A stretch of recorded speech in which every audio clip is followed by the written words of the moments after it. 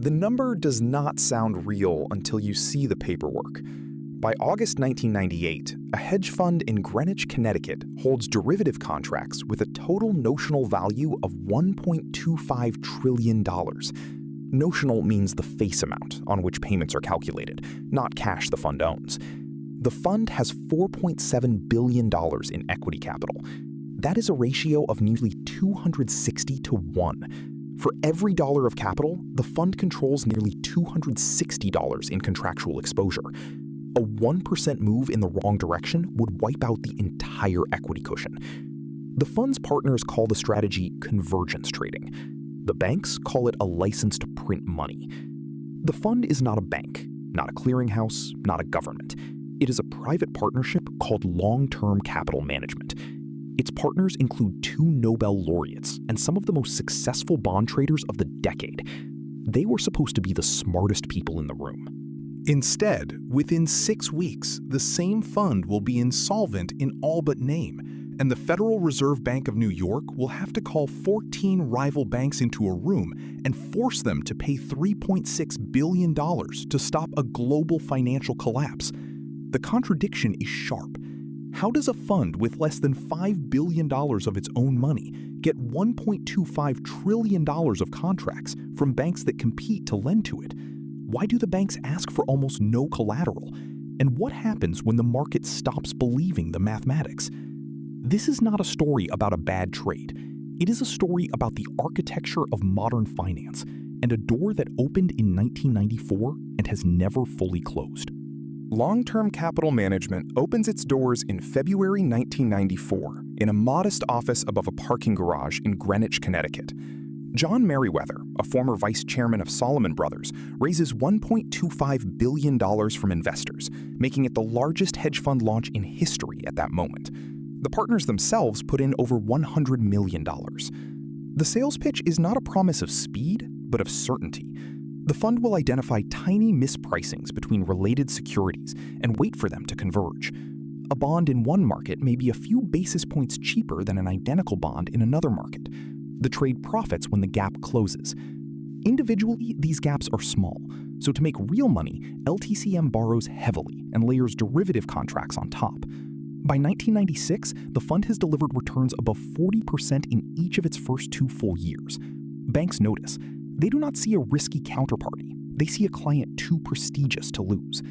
The fund's partners include Myron Scholes and Robert C. Merton, who will share the Nobel Memorial Prize in Economic Sciences in 1997 for developing the Black-Scholes-Merton model of option pricing. That model assumes markets are continuous, liquid, and that large moves are rare. The partners treat it as a law of nature. The banks treat the partners as geniuses. This is the blind spot. In the late 1990s, over-the-counter derivatives are not traded on exchanges, not cleared through a central counterparty, and not reported to any single regulator. A bank can enter a swap with a hedge fund and book it as an off-balance sheet item. The notional amount of the swap does not require the bank to hold capital against the full value, only a small fraction based on internal risk models. So when LTCM asks for financing, banks compete to offer it. A Merrill Lynch credit officer later recalls that LTCM negotiated its financing terms with an air of indifference. Banks that asked for more collateral were told the fund would take its business elsewhere. The banks complied because the fees were large and the client was famous. The fund's swap counterparties post almost no initial margin. Many repo agreements have zero haircut, meaning the bank lends 100 cents for every dollar of collateral. The collateral itself is often the same bond being financed. In normal times, this seems safe. The positions are diversified, the models say, but the entire structure depends on one assumption, that when things go wrong, the fund can sell its assets at prices close to the model's predictions. No one asks what happens if the market freezes. No regulator asks either, because no regulator has the legal power to see the whole book. The Federal Reserve does not supervise a hedge fund. The Securities and Exchange Commission does not examine its derivatives positions. The Commodity Futures Trading Commission has never required reporting for bilateral swaps. The banks themselves do not share their exposure to LTCM with each other, because that would reveal proprietary trading relationships. So the risk grows in the dark. By the start of 1998, LTCM's balance sheet shows assets of about $125 billion, financed with just $4.7 billion of capital. But the off-balance sheet derivatives positions are far larger. The fund has entered into more than 60,000 individual swap contracts with 36 different counterparties.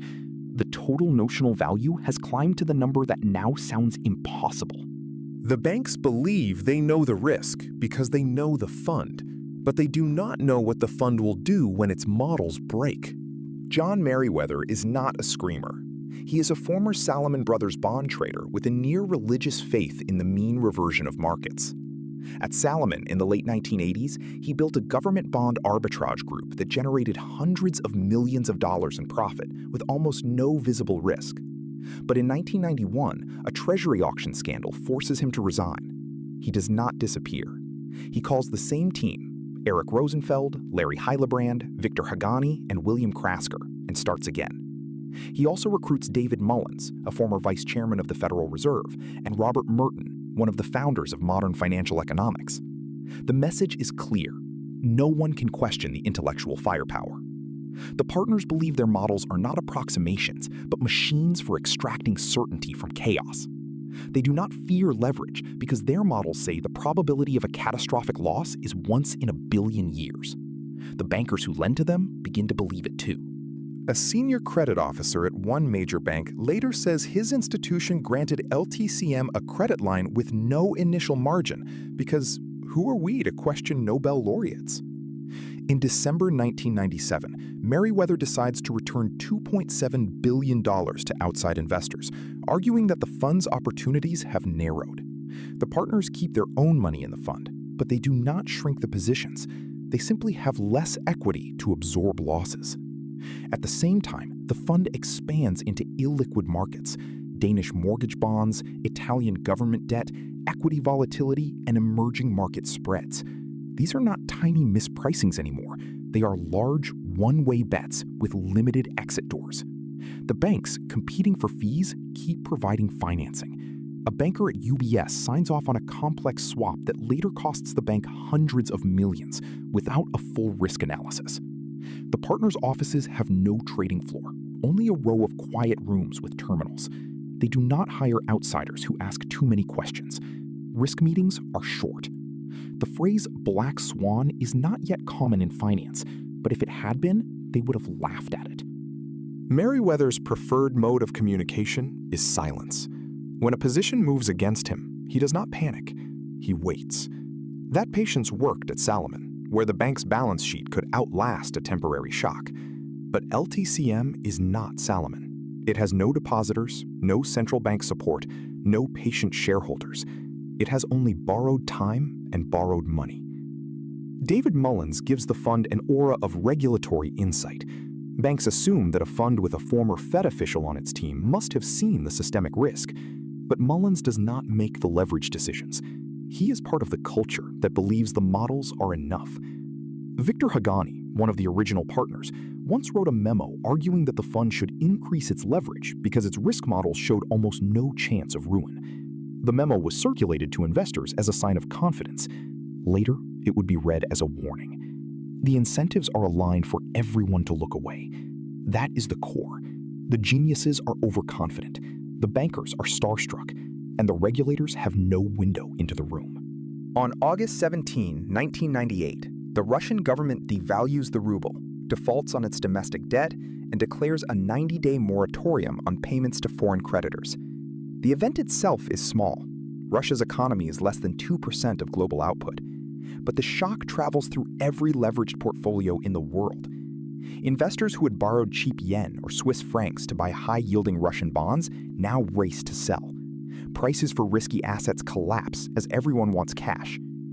LTCM's models say this is an extreme event that happens once in a billion years. But it is happening now. On Friday, August 21, the fund loses $553 million in a single day. The partners stare at screens in Greenwich. The positions that were supposed to converge are diverging. Credit spreads widen. Treasury bonds rally, crushing the fund's short positions in low-risk debt.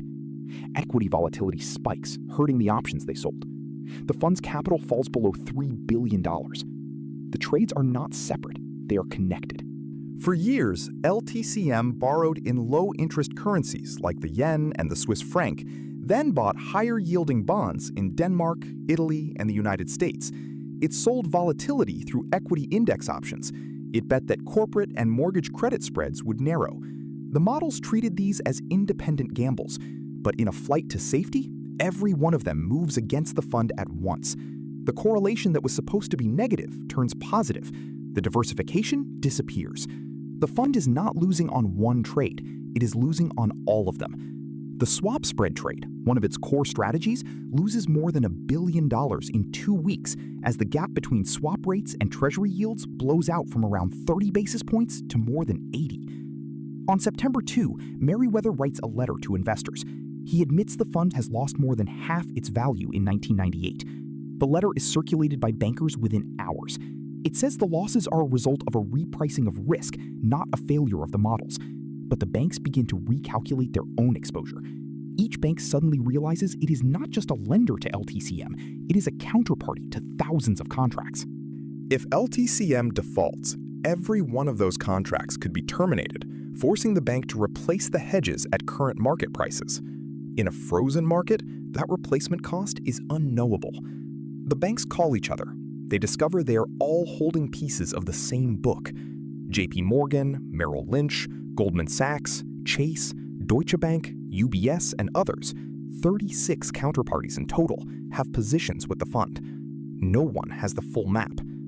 At Goldman Sachs, the risk committee calls an emergency meeting.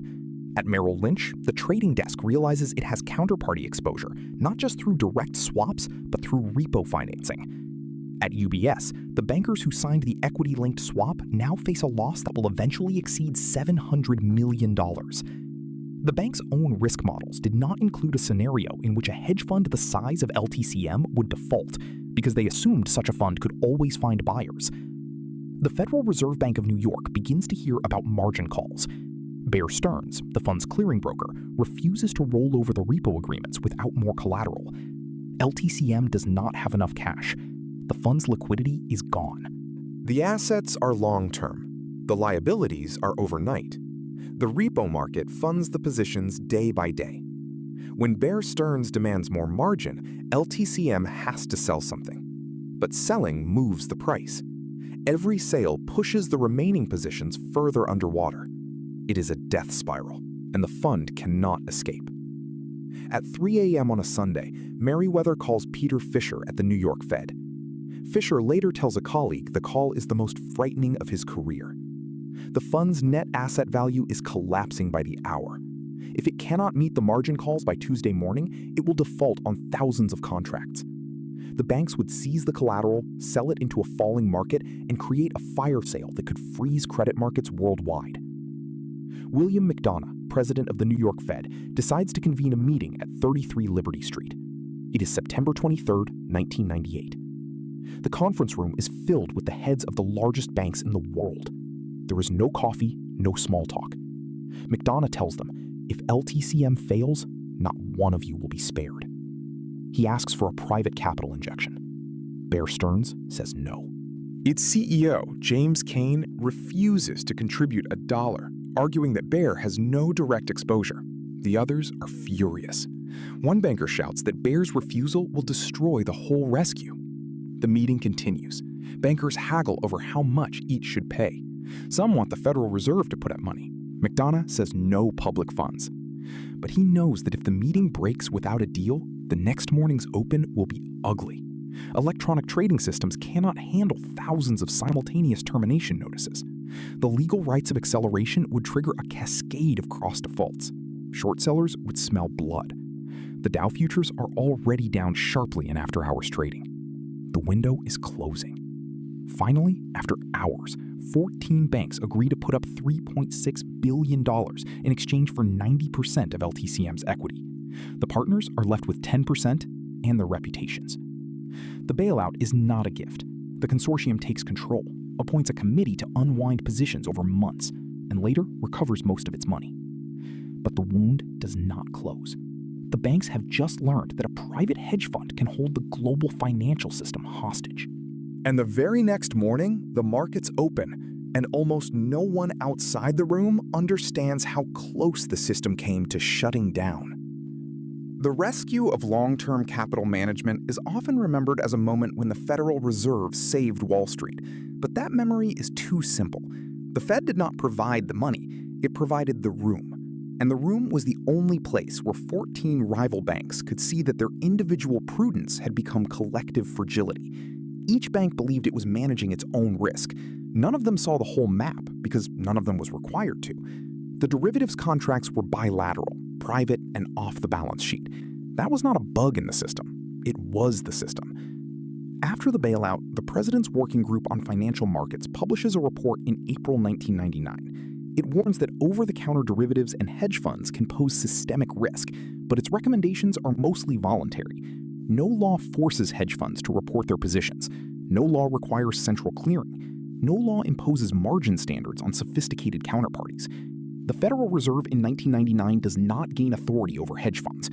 The Commodity Futures Modernization Act of 2000 explicitly exempts bilateral derivatives from most regulation. A new term enters the vocabulary, shadow banking, to describe the off-balance sheet world of repos, swaps, and collateralized lending that operates outside traditional bank supervision. LTCM was an early inhabitant of that world, but not the last.